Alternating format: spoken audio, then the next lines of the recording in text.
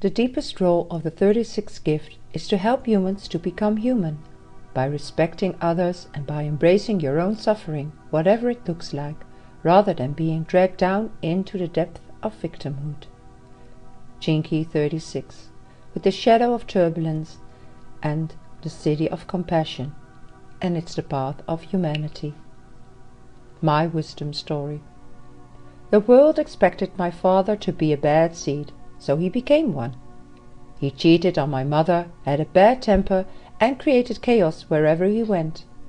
Like many of the men in our neighborhood, he was reckless, always pushing the limit, getting into trouble and attracting crisis after crisis.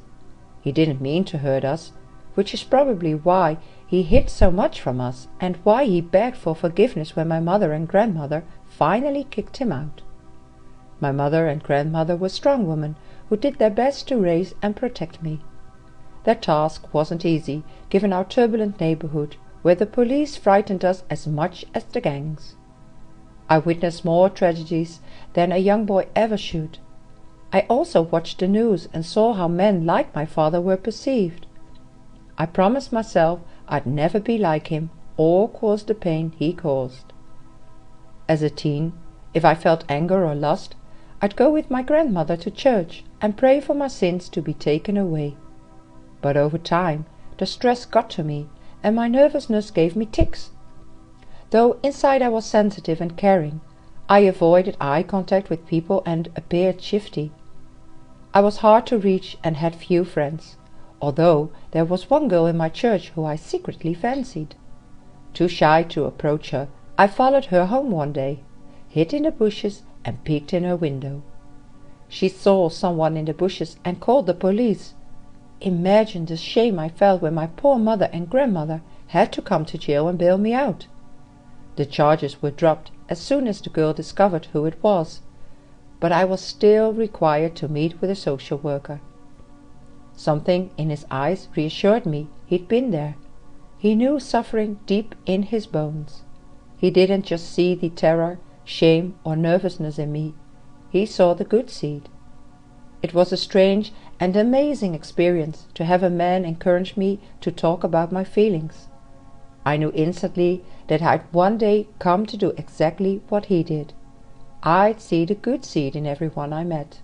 I'd look straight into their eyes and let them know with my whole heart that they were okay, exactly how they were, no matter what they felt, what they looked like, or where they came from.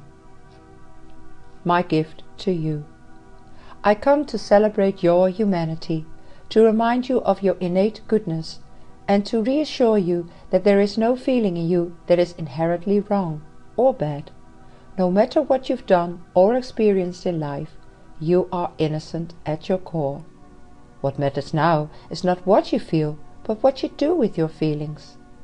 I ask you, please don't reject your feelings or react to them. Simply acknowledge and embrace any emotional turbulence within you with compassion. Nervousness is only a sign that you have some feelings that need to be seen and embraced. Do not run from your pain, for along with your pain comes a great deal of pleasure.